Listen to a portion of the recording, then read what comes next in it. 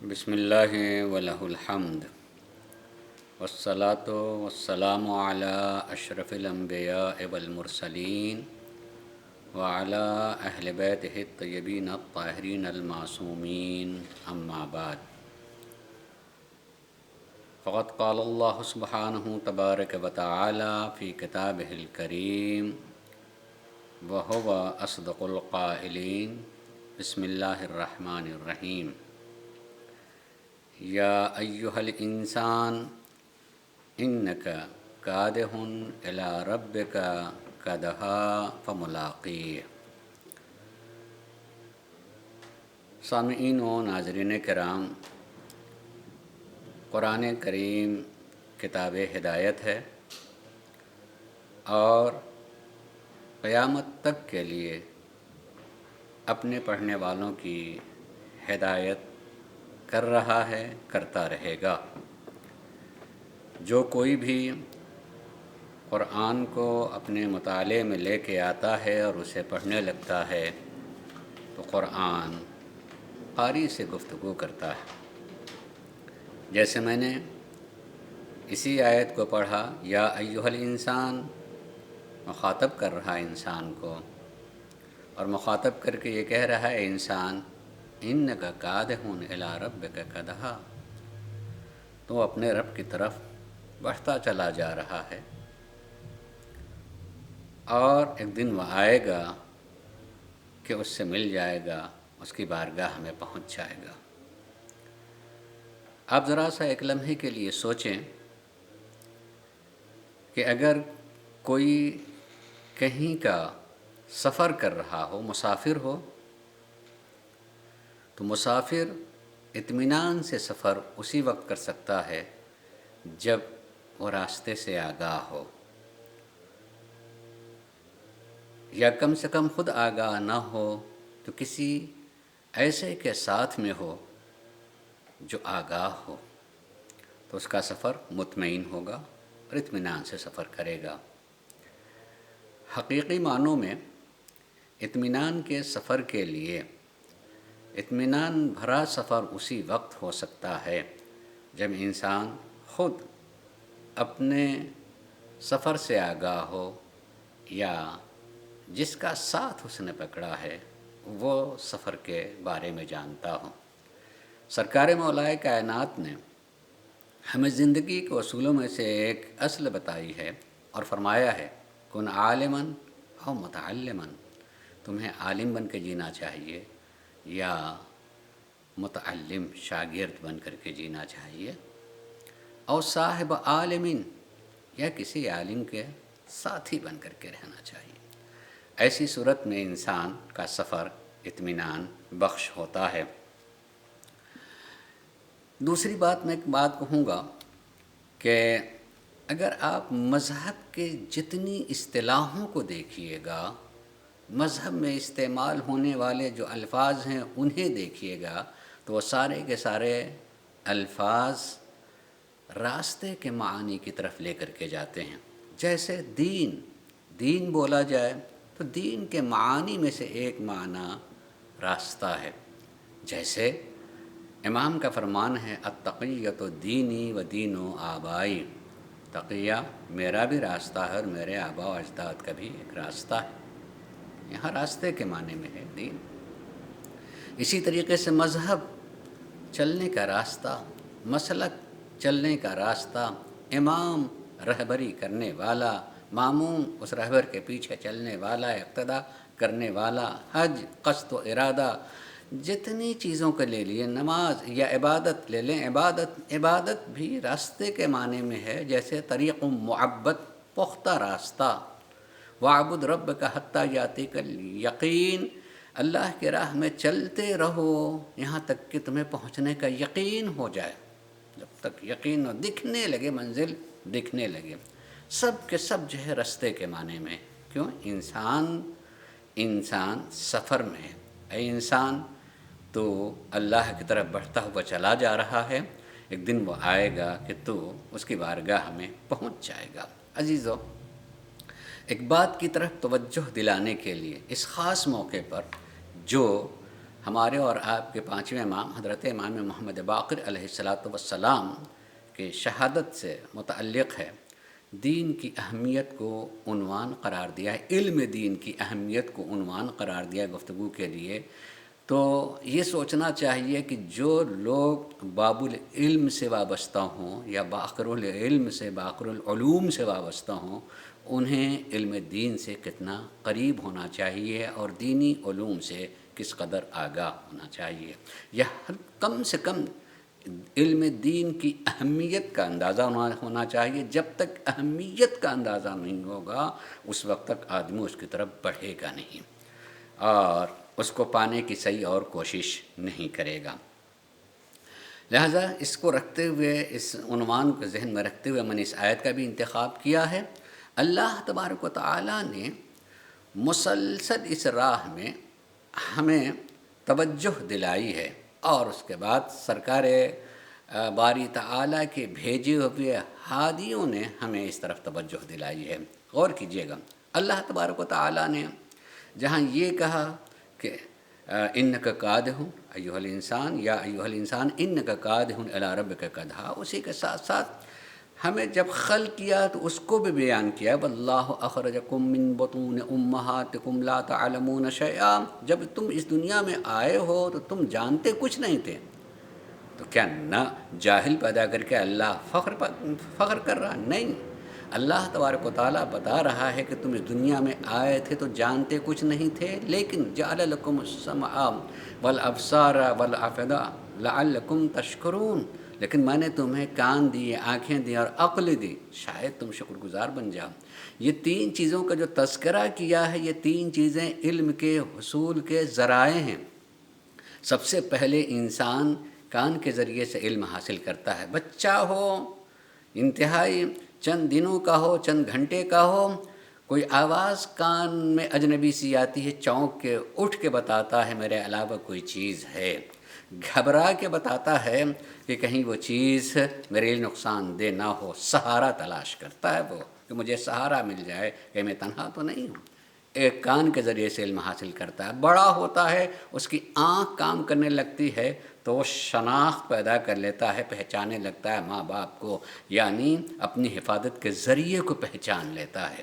اور بڑا ہوتا ہے تو عقل کا استعمال کرتا ہے۔ آنکھ جتنی دور تک کام کر رہی ہوتی ہے اس سے آگے اپنے عقل کے ذریعے سے وہ آگے کی چیز کو جاننا چاہتا ہے، کتنی دور ستارے ہیں اسے دیکھ لیتا ہے، پھر جب عقل کا استعمال کرتا ہے تو وہ سوچنے لگتا ہے اس کا بھی تو کوئی خالق ہوگا نا، اس کا بھی تو کوئی بنانے والا ہوگا نا، اس طریقے سے وہ اپنے معبود تک پہنچ سکتا ہے۔ یہ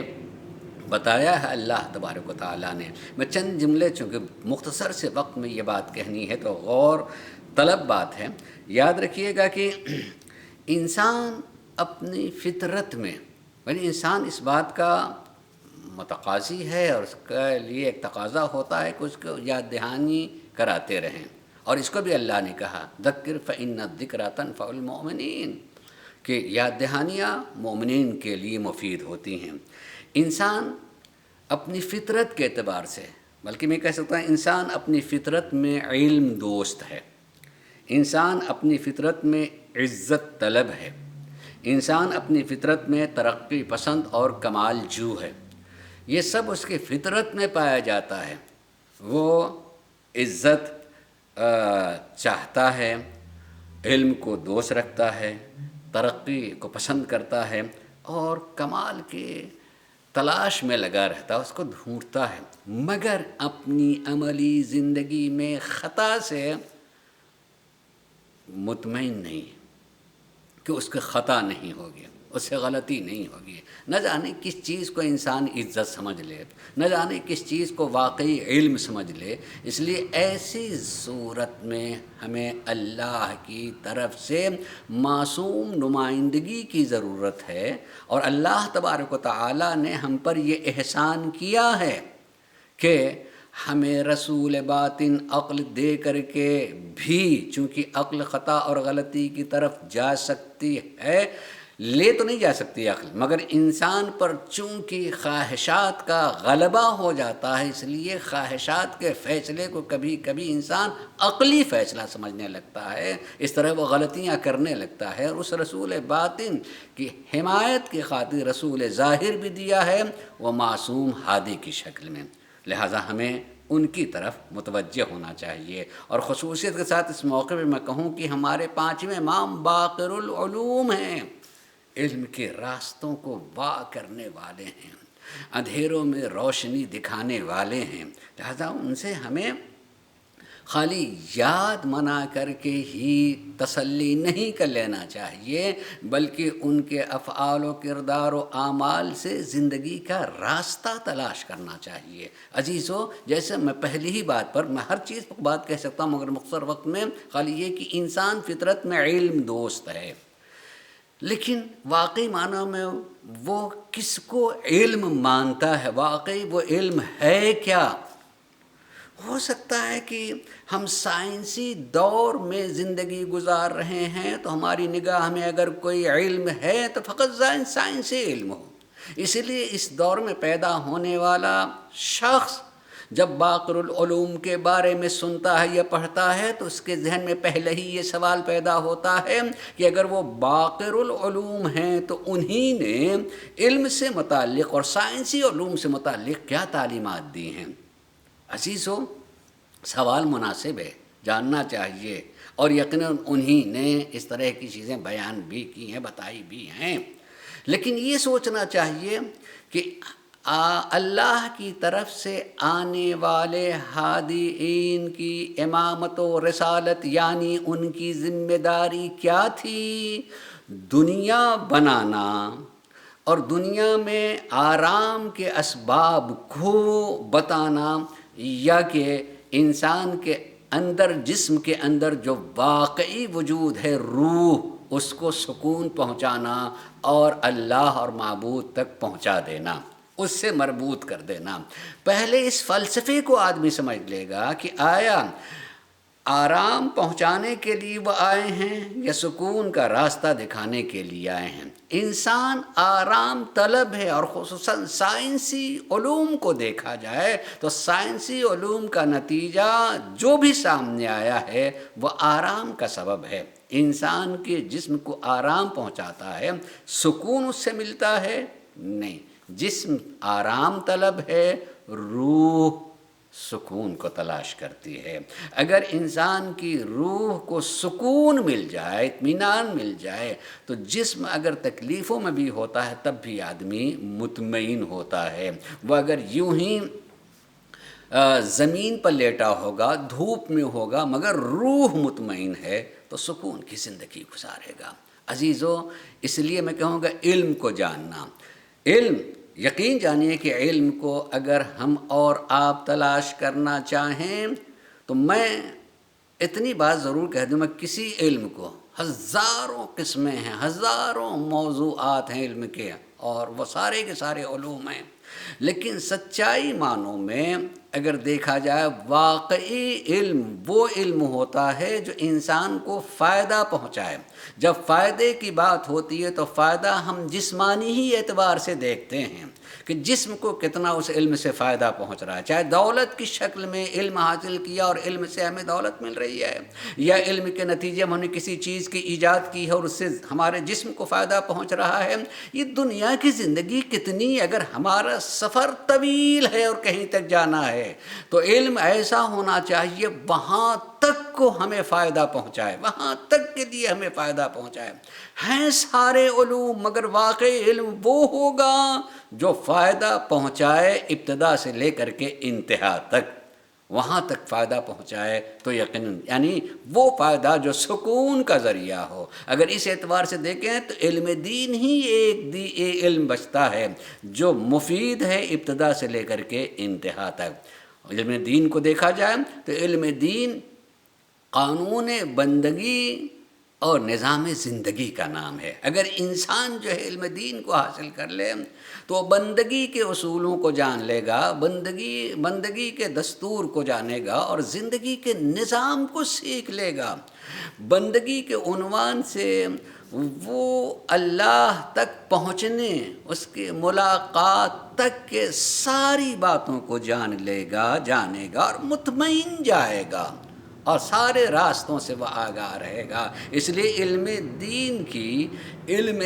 کی تعلیم اور اس کا جاننا ضروری کتنا اہم ہے۔ ہم نبی کریم کے قول کو صرف اتنا ہی پڑھتے ہیں کہ نبی کریم نے فرمایا ہے کہ طلب العلم فریضہ علی کل مسلم، ہر مسلمان پر علم کا حاصل کرنا واجب اور ضروری ہے، ہر مسلمان کے لیے واجب اور ضروری ہے۔ مگر نبی کریم نے اس سے آگے بھی جملے ارشاد فرمائے ہیں، اور اس سے آگے یہ ارشاد فرماتے ہوئے کہ اسی علم دین سے رب کی پہچان ہوتی ہے، اسی علم سے طلب العلم، علم کا کہ اس علم کے ذریعے سے رب کی پہچان اور رب کی عبادت ہوتی ہے۔ اگر یہ علم نہ ہو تو سارے علوم میں جس علم سے رب کی پہچان ہو، رب کی عبادت کی جا سکے، وہ کون سا علم ہے؟ علم دین ہے۔ اگر حقیقی معنوں میں دیکھا جائے تو واقعی علم دین ہے۔ باقی جتنے علوم کہے جاتے ہیں اس کے لیے ایک لفظ کہا جا سکتا ہے فضل ہے، شرف ہے۔ علم دین باقی معنوں میں علم ہے اور باقی شرف ہے۔ اس کا دین مخالف نہیں ہے، بلکہ میں کہہ سکتا ہوں امام صادق علیہ السلام نے اپنے دور میں جو جامعہ، جو دانشگاہ، جو یونیورسٹی قائم کی، جس میں ایک ہی وقت میں کم سے کم 4000 پڑھنے والے تھے اور جس میں سارے علوم کے شعبے موجود تھے، پڑھائے جا رہے تھے، گویا امام نے قائم کر کے سارے علوم کو پڑھا کے بتایا کہ اس علم کو تقسیم نہ کریں کہ فلاں علم دینی علم ہے اور فلاں علم جو ہے دنیاوی علم ہے۔ نہیں، سب دینی علم ہیں، مگر جنہیں ہم دینی علم کہتے ہیں اس میں واقعی علم دین علم کی منزل رکھتا ہے اور نور ہے، روشنی ہے، ہدایت کرنے والا، اور باقی وہ علوم ہیں جو شرف اور عزت کا سبب بنتے ہیں۔ لہذا دین کسی چیز کا مخالف نہیں، وہ شرف ہے، اور اپنے اطمینان بخش زندگی گزارنے کے لیے ضرورت ہے کہ ہم علم دین کو حاصل کریں۔ اللہ تبارک و تعالی ہم سب کو توفیق عنایت فرمائے کہ ہم علم دین کو حاصل کریں۔ ایک مرتبہ ہم حساب و کتاب کریں کہ اتنا ضروری علم کے سلسلے میں ہم نے زندگی کے کتنے گھنٹے لگائے ہیں۔